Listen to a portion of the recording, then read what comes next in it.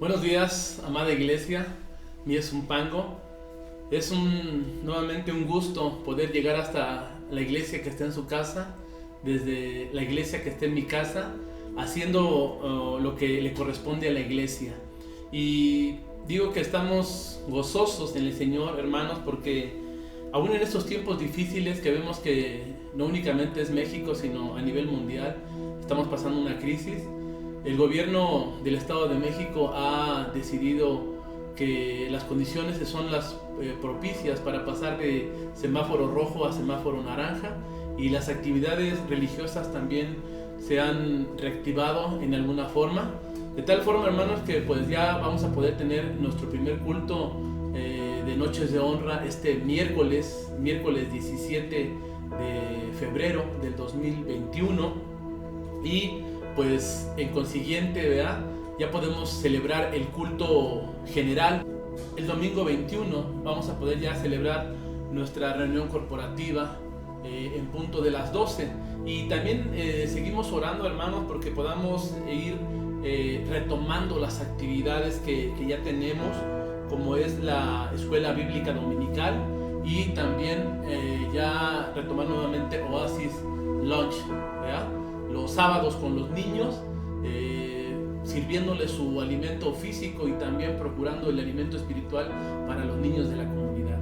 Seguimos orando en esas condiciones para que podamos seguir sirviendo al Señor con los dones que Él nos ha dado para edificación del cuerpo. Y es hermoso, hermano, la parte del cuerpo infantil, ¿verdad? Por eso, si usted es de los que está sirviendo ya en Oasis Lunch los sábados, ya empieces a preparar, ¿verdad? Ya empiece a sacar sus utensilios, sus ganas, su espíritu, ¿verdad?, para que sirvamos nuevamente con el Señor. Y damos gracias a Dios, hermanos, que hoy podemos seguir estudiando la palabra, ¿verdad? Si bien es cierto que es a distancia, el Señor obra su perfecta voluntad a través de estas plataformas. Y quiero, hermano, que hoy, antes de comenzar el estudio de la palabra, hagamos una oración para que la palabra del Señor tenga el efecto que Él ha deseado, para el cual Él mandó su palabra, para que nos edifique. Vamos a orar, hermano. Amado Dios, nuevamente nosotros, Rey hermoso, delante de ti con necesidad, bendito Dios, Señor, de alimento espiritual para soportar, bendito Dios, estos tiempos, para asimilar la alegría, bendito Dios, el gozo, Señor, que tú nos has dado para esta vida. Señor, te pedimos que tu palabra, papá, sea en nosotros, bendito Dios, Señor, martillo, bendito Dios, Señor, que parte, bendito Dios, espada, bendito Dios, Señor, que nos ayuda, Señor, a discernir, bendito Dios, entre la verdad y la mentira, bendito Dios. Danos, bendito Dios, Señor, de tu espíritu para entender tu palabra. Danos de tu espíritu, bendito Dios, Señor, para poder hacer, bendito Dios, ser hacedores de tu palabra, bendito Dios. Te damos gracias en el nombre de Cristo Jesús. Amén. Hermano, y pues si bien es cierto, hermano, que hemos ido muy despacio con el estudio de la carta a los Efesios, el estudio expositivo de la carta a los Efesios, quiero comentarle que hemos ido un poquito más despacio porque las formas de grabar no son las formas de cara a cara, hermanos. Ha sido un poquito difícil, pero la semana que entra ya vamos a poder tener estudios un poco más largos.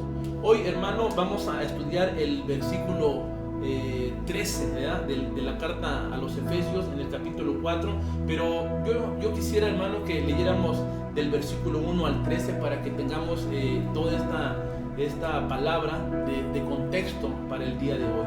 Dice la palabra, si usted gusta seguirme ahí, si no acá en los medios la estarán poniendo, Efesios 4, 1 al 13. Dice así: yo pues, preso en el Señor, os ruego que andéis como es digno de la vocación con que fuiste llamado, con toda humildad y mansedumbre, soportando con paciencia los unos a los otros en amor, solícitos en guardar la unidad del Espíritu en el vínculo de la paz. Un cuerpo, un espíritu, como fuisteis también llamados, en una misma esperanza de vuestra vocación, un Señor, una fe, un bautismo. Un Dios y Padre de todos, el cual es sobre todos, por todos y en todos. Pero a cada uno de nosotros fue dada la gracia conforme a la medida del don de Cristo. Por lo cual dice, subiendo lo alto, llevó cautiva la cautividad y dio dones a los hombres. Y eso que subió, ¿qué es? Sino que también había descendido primero a las partes más bajas de la tierra. El que descendió es el mismo que también subió por encima de todos los cielos para llenarlo todo. Y él mismo constituyó a unos apóstoles, a otros profetas, a otros evangelistas, a otros pastores y maestros, a fin de perfeccionar a los santos para la obra del ministerio, para la edificación del cuerpo de Cristo. Versículo 13, el que hoy día estudiamos. Hasta que todos lleguemos a la unidad de la fe, del conocimiento del Hijo de Dios, a un varón perfecto, a la medida de la estatura de la plenitud de Cristo. Y hermano, seguimos todavía con esta situación donde Pablo está oscilando, ¿verdad? La enseñanza también nos hace referencia al cuerpo humano. Y nosotros lo sabemos que Dios diseñó el cuerpo humano para que sus miembros tuvieran un crecimiento proporcional, ¿verdad? O a menos de que se padezca una enfermedad, el cuerpo crecerá de formas desproporcionadas, ¿verdad? Tendría un crecimiento erróneo, tendría un crecimiento enfermizo. Pero sabiendo que Cristo ha diseñado el cuerpo humano para que todos los miembros, cabeza, hombros, todo, tenga un crecimiento con proporción al mismo cuerpo, ¿verdad? Y la enseñanza principal de Pablo en el versículo 13 se trata de lo mismo, ¿verdad? Que así debe ser el crecimiento del cuerpo, que así debe ser el crecimiento de la iglesia. Lo que señala aquí, hermano, Pablo, no es el crecimiento individual, aunque el crecimiento individual de cada miembro, cada parte del cuerpo, es muy importante. Lo que más Pablo va a enfatizar en este versículo 13 es el crecimiento de cada uno de nosotros en el cuerpo, pero no el crecimiento individual, sino el crecimiento general de cada uno de nosotros en el cuerpo, ¿verdad? Pero es muy importante, mi hermano, que usted no pierda de vista lo que Pablo nos está enseñando en el capítulo 4, ¿verdad? Que muy acertadamente la Biblia Reina Valera 1960 tiene en el capítulo 4 el título La unidad del Espíritu. Y yo digo que es muy acertadamente este título, porque el crecimiento de la iglesia, hermano, únicamente va a ser más efectivo cuando sus miembros están fructificando en el Espíritu, ¿verdad? Regreso, porque Pablo titula, la Reina Valera titula esta parte La unidad del Espíritu, y está hablando acerca de la unidad de la iglesia. Pero yo digo que es muy acertado este título de la unidad del Espíritu, por cuanto le digo que la unidad de la iglesia va a tener su mayor efecto cuando sus miembros están fructificando, están dando frutos en el Espíritu, ¿verdad? Porque yo quiero llevarlo a esta parte, que usted vea esto. Si usted no vaya para allá, porque ya lo tenemos por conocimiento, los frutos de la carne, hermano, tomaremos los que le voy a mencionar, los que son contrarios a la unidad, ¿verdad? Dice que los frutos de la carne son enemistades, pleitos, celos, iras, contiendas y envidias. Esto, mi hermano, de ninguna manera nos va a fortalecer, de ninguna forma nos va a dar la capacidad como cuerpo, como iglesia, para tener la unidad. Mas sin en cambio, cuando yo le digo que cuando la unidad en la iglesia va a ser más efectiva, cuando sus miembros del cuerpo han crecido, han madurado y están fructificando en el Espíritu. ¿Cuáles son las partes del fruto, ¿verdad? Del Espíritu que nos llevan a la unidad? Amor, paciencia, benignidad, bondad y templanza. Cuando el cuerpo sigue todavía caminando en los frutos de la carne, hermano, será muy difícil que la iglesia tenga unidad. Y en la ausencia de la unidad, hermano, va a haber ausencia de crecimiento. Por eso es que es muy importante, mi hermano, el crecimiento de cada uno, sí, porque ese crecimiento va a favorecer que el cuerpo por sí mismo también vaya creciendo.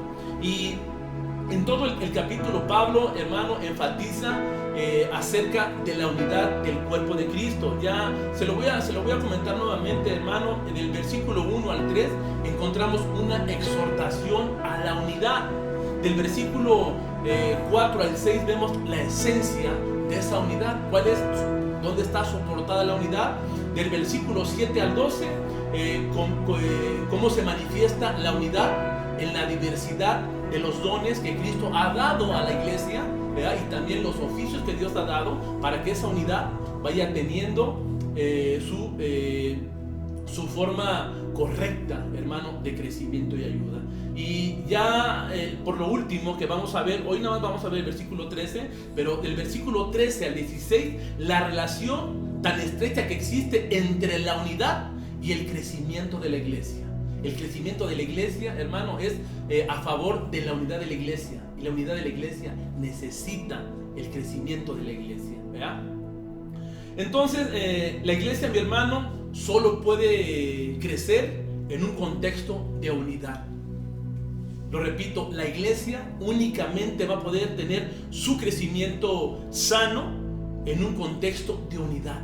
Cuando la iglesia, hermano, está dividida, ya Cristo había hablado de esto, ¿verdad? Que toda casa, todo reino dividido no va a prevalecer. Mucho menos, hermano, va a tener un crecimiento. Por eso la iglesia únicamente en el contexto de unidad es donde va a tener un sano crecimiento.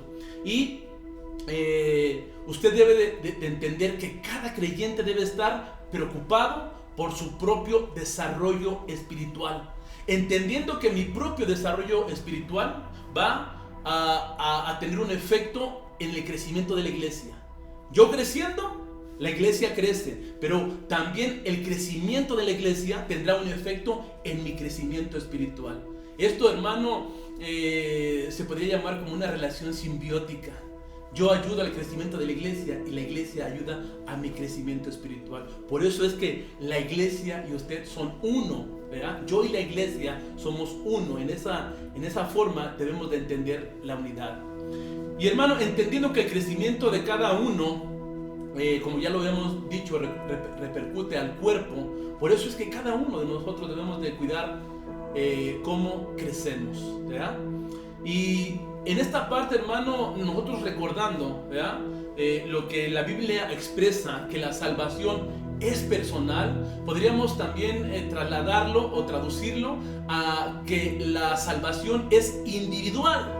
Pero no porque la salvación sea individual, hermano, Cristo no nos salvó para que fuéramos individualistas. Recuerde usted que la salvación se da en el momento en que somos también, que aceptamos a Cristo y que empezamos a vivir, que decidimos vivir una vida conforme a Cristo. En ese momento somos bautizados en el Espíritu y somos ¿qué?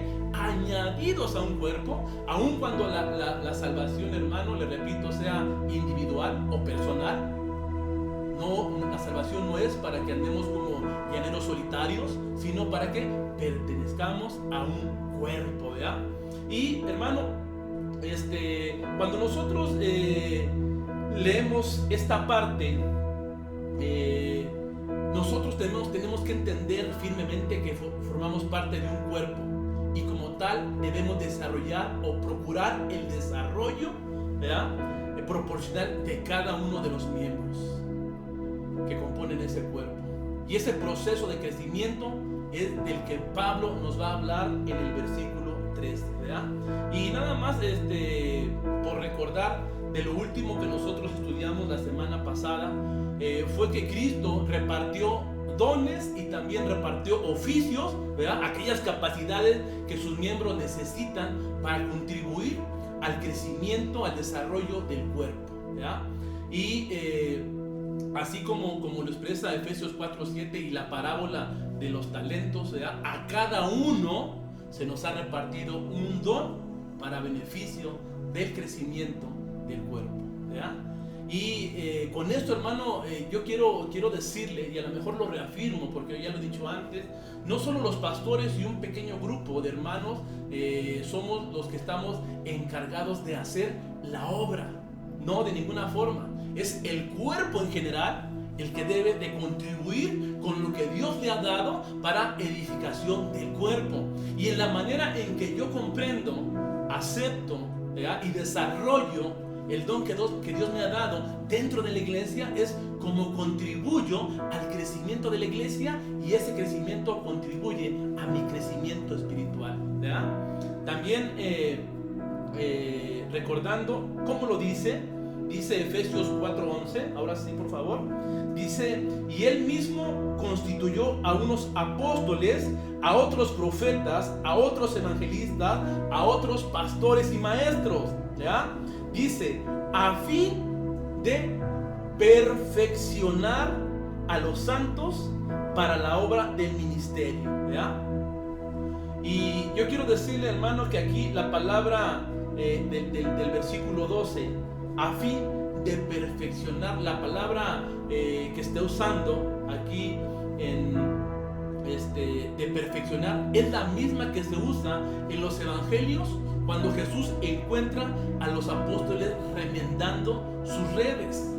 También la palabra perfeccionar del versículo 12, hermano, es la idea de colocar un hueso que se ha salido de su lugar. Y yo quiero que usted me entienda, ¿verdad? La idea no es que Jesucristo nos remienda de ninguna forma, ¿verdad? Sino que Cristo, cuando dice a fin de perfeccionar a los santos, ¿verdad? Lo que está diciendo es que Él va a ir quitando lo imperfecto de nuestro carácter para que hagamos la obra de edificación del cuerpo. La palabra perfeccionar que usa aquí Pablo en el versículo 12, mi hermano, como ya le digo, si es la idea, es exactamente la misma palabra que se ocupa cuando Jesús encuentra a los apóstoles remendando. Pero es, hermano, sobre todo la idea clara es que Cristo va quitando lo imperfecto de nuestro carácter para poder ser usados fielmente, para ser usados correctamente.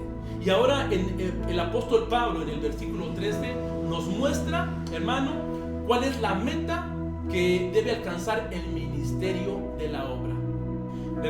Le repito entonces, hermano, en el versículo 13 Pablo nos va a mostrar la meta que debe alcanzar el ministerio de la obra, la meta que debe de alcanzar la iglesia, ¿verdad? ¿Y cuál es esa meta? Vamos a leerla. La meta es que dice: hasta que todos lleguemos a la unidad de la fe y del conocimiento del Hijo de Dios, a un varón perfecto, a la medida de la estatura de la plenitud de Cristo, ¿ya? Y esa es la meta en lo general del ministerio, que dice hasta que lleguemos todos, ¿ya? Aquí por eso yo le decía que no habla de un crecimiento individual, que también es importante entenderlo y cómo suma a este conocimiento, pero es que todos, la iglesia, el cuerpo, lleguemos a la unidad de la fe y del conocimiento del Hijo de Dios. Esa es la meta en lo general. Y hermano, este versículo o la parte primera del versículo, la meta en lo general, a dónde debemos llegar, lo podemos resumir en una sola palabra. Y esta sola palabra sería madurez. Que el cuerpo tenga una madurez espiritual. Así como cada uno de nosotros nacemos, ¿verdad? Y nacemos, todos nacemos siendo niños, ¿verdad? Pero a menos de que se tenga una deficiencia fisiológica, ¿verdad? El cuerpo se va a quedar pequeño y no va a tener desarrollo. Pero como cada uno de nosotros nacemos y momento a momento vamos madurando el cuerpo, vamos cambiando para llegar a ser adultos, así también la iglesia y cada uno de sus miembros van teniendo ese desarrollo de la niñez a la madurez, y ese es el desarrollo correcto, ¿verdad?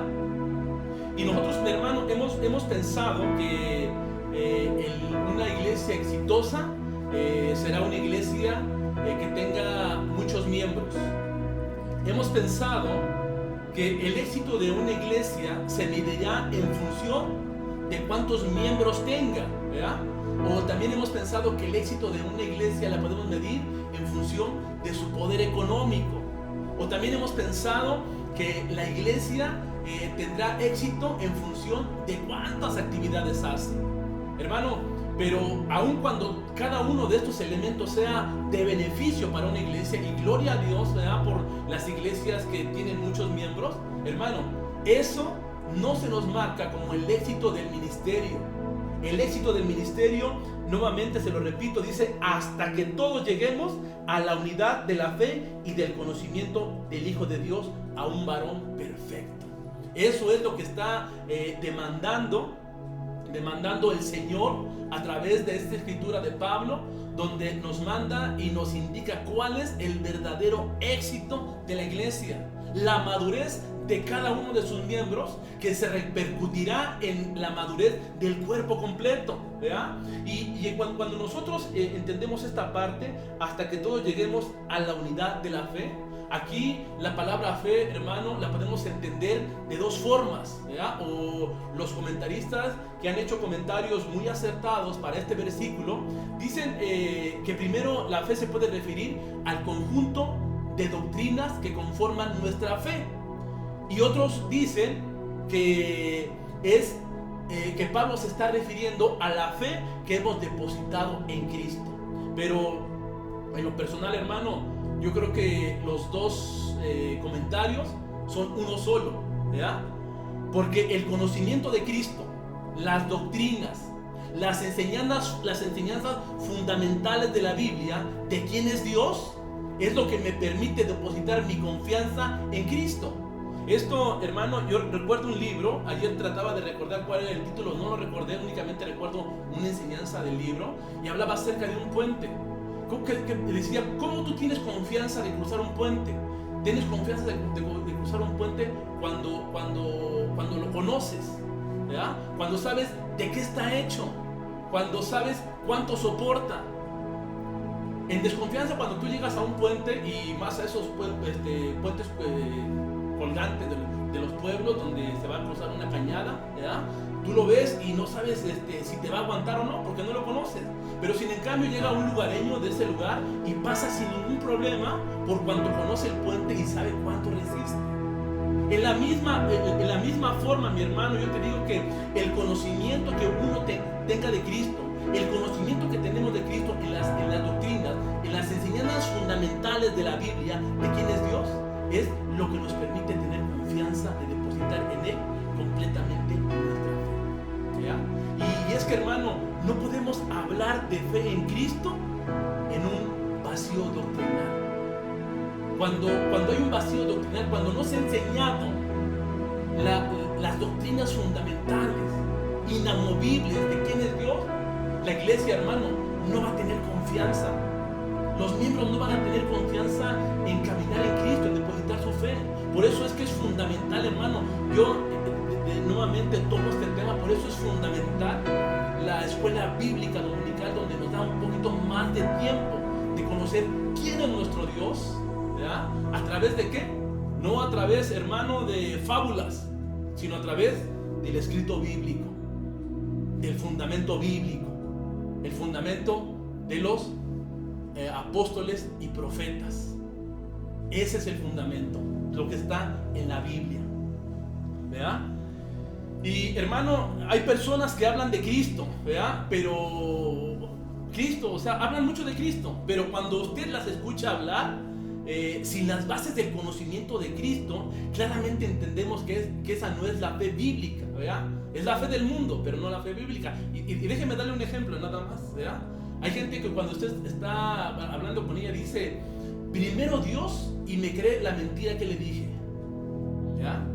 Y digo, eso es algo que luego se detecta y dices, ay, Jesús, ¿de qué está hablando? ¿Verdad?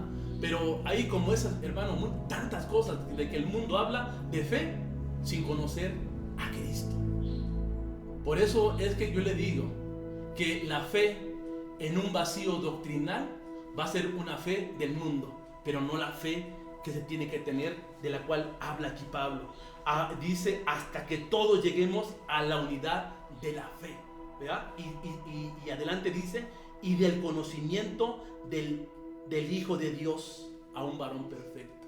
Solamente, hermano, el conocimiento a través de la doctrina bíblica sana es como nosotros podemos crecer en la unidad, ¿verdad? Y la fe, mi hermano, con la cual nos relacionamos con Cristo, es inseparable del conocimiento bíblico. Se lo repito, la fe con la que nosotros nos relacionamos con Cristo es inseparable del conocimiento bíblico de quién es Dios. La fe en ausencia del conocimiento bíblico, hermano, va a ser una fe tambaleante, lo que va a decir adelantito Pablo, ¿verdad? Una fe fluctuante, en turbulencia. Entonces, hermano, nosotros entendemos la meta que debemos perseguir como iglesia es que todos lleguemos a una relación cada vez más íntima con Cristo, ¿verdad? Aquí no piense que le he ido cambiando la meta, únicamente le estoy dando un título y después otro. Sobre lo que ya entendimos, estamos poniendo otro conocimiento, ¿verdad? Y para ello, mi hermano, es necesario un entendimiento claro de la Escritura, de la enseñanza de la Escritura, ¿verdad? Acerca de Él, ¿quién? De Cristo. Que se traduzca, mi hermano, en una confianza cada vez más sólida y profunda de Él. Nuevamente, perdóneme si soy tan enfático con esta parte. Yo creo que regresando al mismo puente, ¿verdad? Y yo lo he experimentado. Nos fuimos a jugar fútbol a Tenopalco y tuvimos que cruzar un puente. El de ida, pues todos temblando porque no lo conocíamos, y como tuvimos que pasarlo varias veces, ya cuarta y quinta vez, hermano, ya fue con mucho más confianza. Eso es lo que pasa con Cristo. Cuando nosotros vamos conociendo más íntimamente a Cristo, nuestra confianza que depositamos en Él va a ser más profunda, con más confianza en Él, ¿verdad? Y eso, mi hermano, no únicamente es en relación, porque yo le digo que cuando nosotros, en la misma medida que crece nuestro conocimiento de quién es Cristo, se fortalece nuestra confianza y nuestra intimidad con Él. En esa misma medida crece nuestra unidad práctica con la iglesia. Cuando yo estoy más convencido, no por otra cosa, sino por el conocimiento bíblico, cuando yo conozco más a Cristo, deposito mayormente mi confianza en Él, mi vida. Y esa confianza que yo deposito en Cristo me va a hacer tener una unidad más práctica con la iglesia. Y simplemente se lo digo de esta forma: por cuanto conozco más a Cristo, más le amo. Y por cuanto más amo a Cristo, también tengo que amar a su cuerpo, que es la iglesia. En esa forma es la forma práctica en la que tenemos una mayor unidad, porque recuerden que estamos hablando de la unidad de la iglesia, la unidad del Espíritu. Cuanto más conozco a Cristo y más confianza tengo en Él, mayor unidad tengo con su cuerpo. Y esto, mi hermano, es semejante en el matrimonio. Cuando el matrimonio, los dos son creyentes y han depositado su confianza en Cristo, hay una mayor unidad en el vínculo matrimonial, porque conociendo a Cristo, y es lo que nos va a hablar después Pablo en el capítulo 5 y 6, que hace mucha referencia entre el crecimiento y la unidad de la iglesia y el crecimiento y la unidad del matrimonio y la familia. Pero así mismo, mi hermano, es como también en el matrimonio, cuando los dos comparten la misma fe y la misma confianza en Cristo, el matrimonio va a estar completamente unido, ¿verdad? La unidad de la iglesia, mi hermano, depende directamente de nuestra relación con Cristo. Él es la cabeza, guía, que fortalece todo el cuerpo. Ya lo vimos anteriormente en Efesios, que Él dice, Dios lo dio por cabeza a la iglesia. La cabeza, mi hermano, es la que guía y fortalece al cuerpo. En la misma medida, mi hermano, de que cada miembro de la iglesia desarrolle una relación con Cristo de más confianza, resultado, intimidad y conocimiento en la misma medida, ¿verdad? Nos acercamos unos a otros. En la forma en la que yo más me acerco a Cristo es la forma en que más confianza tengo de acercarme al cuerpo, ¿verdad? Así, hermano, es que tú debes entender que tu relación con Cristo no únicamente te afecta a ti, y cuando digo afecta no hablo de la forma negativa, sino tu relación con Cristo afecta, no únicamente afecta a tu vida espiritual, sino tu relación con Cristo afecta a la vida espiritual de toda la iglesia. Así como la relación espiritual de toda la iglesia afecta a tu vida espiritual en lo individual, ¿verdad? Por eso, mi hermano, es que todos debemos continuar creciendo en gracia y en el conocimiento de Cristo, porque de esto no solo depende mi propia salud espiritual, sino la salud espiritual de toda la iglesia, ¿verdad? Y la meta que tenemos por delante, que debemos de perseguir como iglesia, es que cada uno busque ser semejante a Cristo en todo. Es lo que dice, ¿verdad? Hasta que todos lleguemos a la unidad de la fe y del conocimiento del Hijo de Dios, a un varón perfecto, a la medida de la estatura de la plenitud de Cristo, ¿verdad? Y eso es lo que nos hace referencia en esta parte. Y la palabra, hermano, que nosotros aquí vemos, ¿ya? Donde dice la segunda parte del versículo, dice a un varón perfecto. La palabra perfecto, mi hermano, se puede traducir nuevamente como maduro, a un varón maduro, ¿verdad? Y completamente contrasta con lo que dice el versículo 14, para que ya no seamos niños, ¿verdad? La parte donde nos invita a llegar al crecimiento, a un varón perfecto, a un varón maduro, ¿verdad? Va a contrastar completamente con esa parte en la que después nos va a hablar Pablo en el versículo 14 de la niñez en lo espiritual. Y la única forma, mi hermano, de dejar de ser niños fluctuantes es que maduremos. ¿Y cómo maduramos? Únicamente a través del estudio de la palabra, ¿verdad? Pareciera que muchos de los caminos nos llevan nuevamente a voltear a la Biblia. No hay otra forma, hermano. No hay otra forma, ¿verdad? Yo quiero que revisemos algunos versículos. Romanos 8:29, ¿verdad? En Romanos 8:29, ¿están ahí? Dice, porque a los que antes conoció, también los predestinó para que fuesen hechos conforme a la imagen de su Hijo, para que Él sea el primogénito entre muchos hermanos.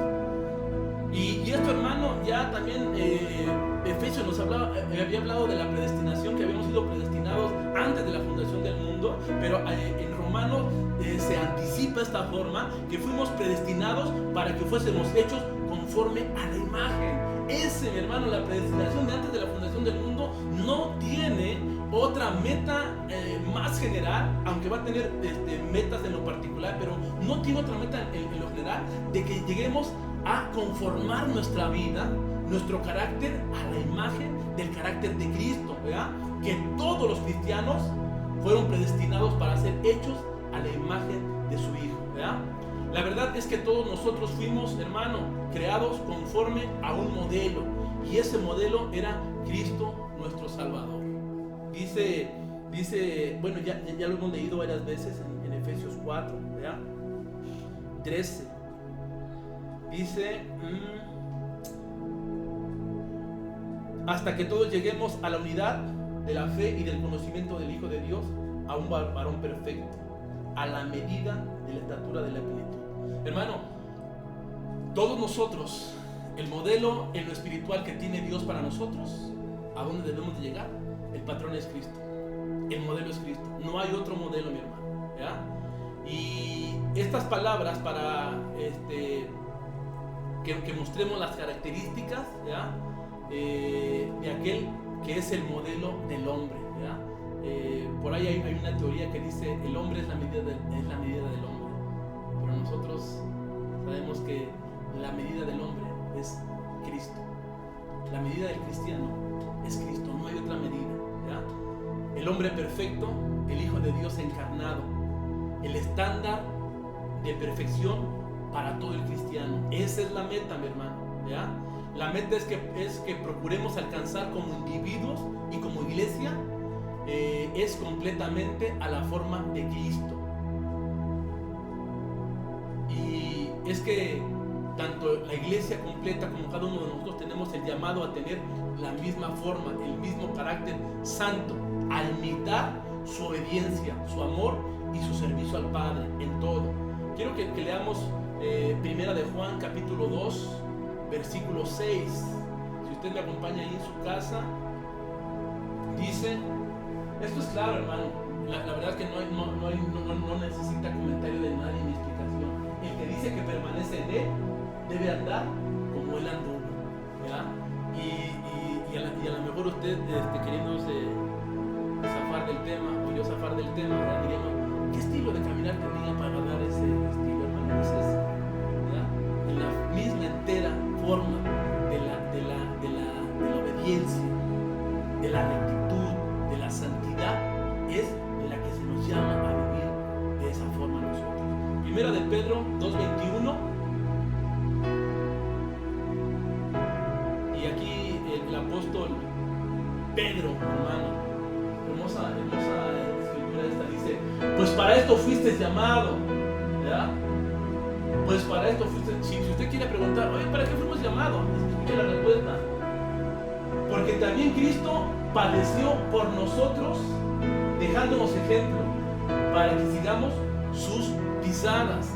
Hermano, no fuiste llamado para buscar tu propio camino dentro de la iglesia, sino para seguir el camino que tuvo Cristo. Y el principio del camino de Cristo, hermano, fue usar lo que el Señor Dios le había dado para ser hombre en esta tierra, sus talentos y dones al servicio de la iglesia.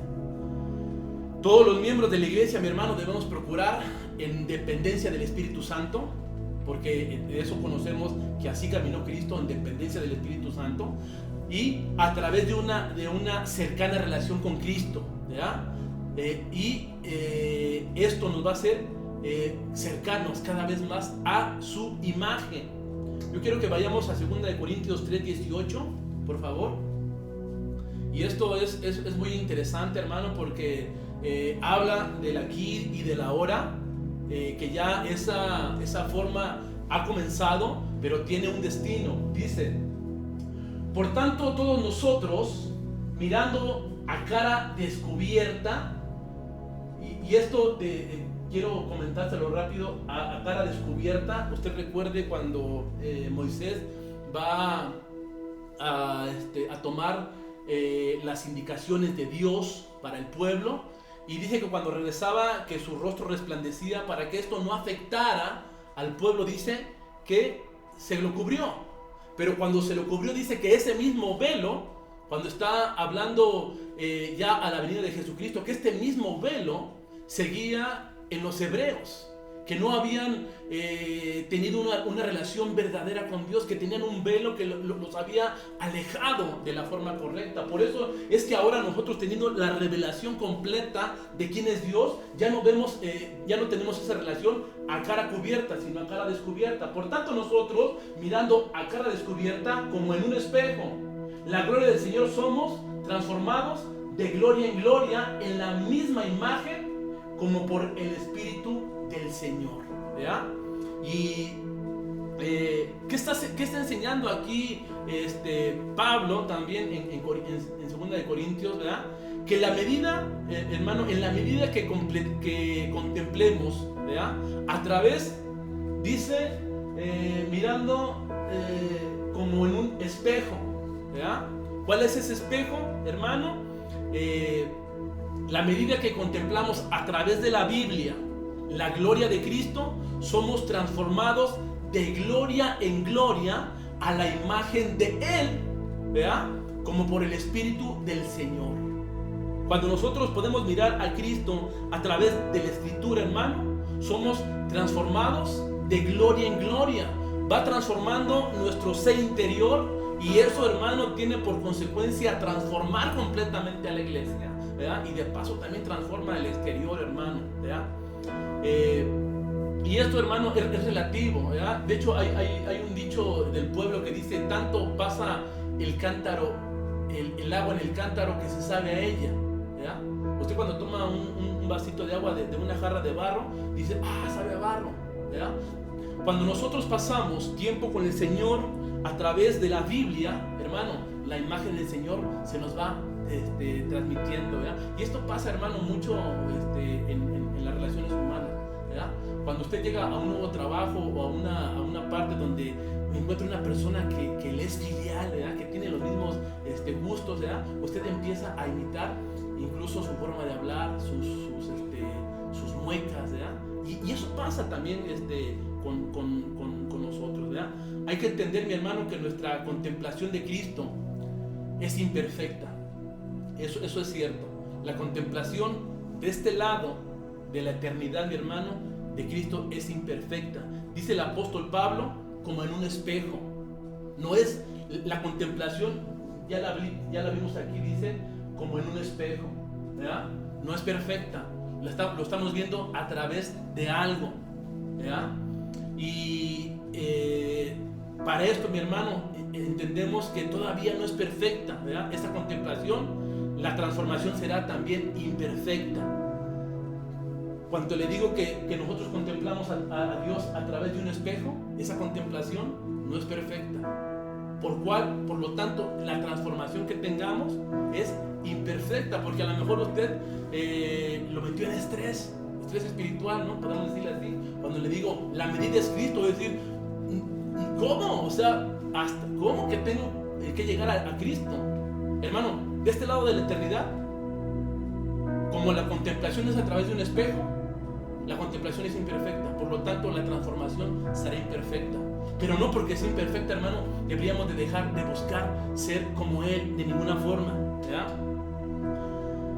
Será imperfecta nuestra transformación, pero un día pasará lo que se nos promete en 1 de Juan 3:2, por favor. Y esto es, hermano, cerrando esta parte, ¿verdad? De que tenemos que ser madurados a través del conocimiento real y correcto de Dios a través de la Biblia. Dice así, 1 de Juan 3:2, dice: amados, ahora somos hijos de Dios. Eso, hermano, que la contemplación sea imperfecta no quita que seamos hijos y que seamos herederos. Dice 1 de Juan 3:2, amados, ahora somos hijos de Dios. Eso quiere decir, hermano, que la herencia, que la promesa de llegar a la estatura del varón perfecto se nos ha dado y se va a dar. Dice adelante: y aún no se ha manifestado lo que hemos de ser. De este lado de la eternidad le digo, hermano, que la transformación va a ser imperfecta. Pero sabemos, sigue diciendo el versículo, pero sabemos que cuando Él se manifieste seremos semejantes a Él, porque le veremos tal cual es. Ya no le veremos, hermano, en la aparición de Cristo en nuestras vidas, hermano, ya no le veremos a través de un espejo, ya le vamos a ver cara a cara. Entonces, en ese momento, nuestra transformación será completa, ya no errónea, ya no a través de un espejo, será completa, ¿verdad? Pero, hermano, usted tiene que entender que el seguimiento de ir creciendo al patrón, a la medida del varón perfecto, es de este lado de la eternidad. Tenemos que perseverar, dice Apocalipsis: el que persevera hasta el fin será salvo. Hermano, tenemos que tener esa forma de perseverar cada día, cada momento. Y aquí yo sí hago un llamado a la iglesia. Hermano, usted tiene que perseverar los domingos, porque hemos de regresar y no sabemos cuánto tiempo vamos a estar reunidos. Entre tanto que estamos todavía en el cuerpo, hermano, procuremos, ¿verdad?, crecer a la estatura del varón perfecto, ¿verdad? Seremos semejantes a Él porque ya le veremos claramente, ya sin el espejo, sino cara a cara, ¿verdad? ¿Y cuál es la meta final, ¿verdad?, que nos aguarda? Dice el versículo 13, nuevamente se lo leo: hasta que todos lleguemos a la unidad de la fe, del conocimiento del Hijo de Dios, a un varón perfecto, a la medida de la estatura de la plenitud de Cristo, ¿verdad? Y ahí es donde todos, mi hermano, debemos de llegar. Nadie está exento ¿ya? Nadie porque diga, no, es que yo soy muy grande, no, es que yo soy muy chico, no, es que yo soy muy rico, no, es que yo soy muy pobre. Nada. No hay ninguna excusa, hermano, que podamos poner delante de Dios para no buscar el crecer a la medida del varón perfecto, ¿vea?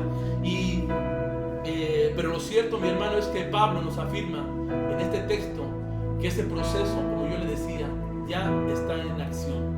En el aquí y en el ahora, esa transformación ha comenzado desde el mismo momento en que usted ha recibido a Cristo y ha decidido vivir la vida como discípulo de Jesucristo. Quiero terminar esta tarde leyendo algo adelantado de este propio estudio en Efesios 5:27, porque este es otro, hermano, de las metas en lo general que vamos a encontrar. Dice Efesios 5:27, hablando acerca, hermano, de la iglesia de la cual estamos estudiando la unidad, y esa unidad y ese crecimiento espiritual de cada uno que será propiciar mejor el crecimiento general de la iglesia. Dice que es 27, a fin de presentársela a sí mismo una iglesia gloriosa, que no tuviese mancha, ni arruga, ni cosa semejante, sino que fuese santa y sin mancha. Ese es el otro de los motivos generales por cuales nosotros debemos, hermano, entender, comprender la unidad, y en el día de hoy comprender que el crecimiento en lo espiritual a través del conocimiento de la Biblia nos va a permitir conocer a Cristo más profundamente. Ese conocimiento más profundo me lleva a una confianza más sólida en Cristo, y esa confianza más sólida en Cristo, hermano, que va haciendo que yo me transforme a su imagen y semejanza, a la medida del varón perfecto. Esa transformación en mi vida me va a dar por resultado también tener mayor unidad con la iglesia, con el cuerpo, porque ese es el tema, la unidad de la iglesia, la unidad del Espíritu. Hermano, doy gracias a Dios porque esta palabra es sencilla, es clara, no hay tanto que buscar, mas sin en cambio la forma en la que ha abundado esta tarde es para que el conocimiento pueda ser un poquito más digerible para nuestra vida. Pero el llamado, hermano, es a la madurez, a la madurez. Cuando cada uno de nosotros seamos lo suficientemente maduros, ¿ya? La iglesia será madura, y cuando la iglesia tenga esa madurez, mi hermano, y esa unidad, impactaremos a nuestra comunidad como no lo habíamos visto, pero cuando Cristo ya lo había preparado antes de la fundación del mundo. Hermano, Dios les bendiga. Permítame orar por esta palabra, que esta palabra haga efecto en nuestro corazón. Amado Dios Padre, reconociendo, Señor, que esto es alimento tuyo, bendito Dios, Señor, para el crecimiento del cuerpo. Yo te pido, Padre, que primeramente, Señor, me hagas a mí, Señor, testificar, Señor, de que esta palabra es real, de que esta palabra, Señor, viene de ti y que es, Señor, para vida eterna. Y así, bendito Dios, te pido por el cuerpo, Padre, que la iglesia reciba esta palabra, Señor, y que sea, Señor, para el crecimiento, Señor, de la iglesia en general. Danos, bendito Dios, Señor, el querer como el hacer y el poder, Señor, para que ese crecimiento, bendito Dios, Señor, si es el número, bendito Dios, bien, Padre, si es, Señor, para alcanzar más, que la gente haya más salvos, bien, pero danos, Señor, el poder, Señor, el querer como el hacer, de que los que ya formamos parte de la iglesia maduremos hasta que lleguemos, bendito Dios, a la estatura del varón perfecto. Que no perdamos, Señor, de vista que el modelo que tenemos que llenar es el propio carácter de Cristo, bendito Dios. A ti sea la honra y la gloria, en el nombre de Jesús. Hermano, pues estamos despedidos. Yo le doy gracias a Dios por su vida. Estamos despedidos y nos vemos este miércoles 17 de febrero para una nueva noche de honra, que yo creo que ninguno de ustedes faltará a esta reapertura. Estamos ansiosos de reunirnos con usted. Dios les bendiga, que tengan una tarde.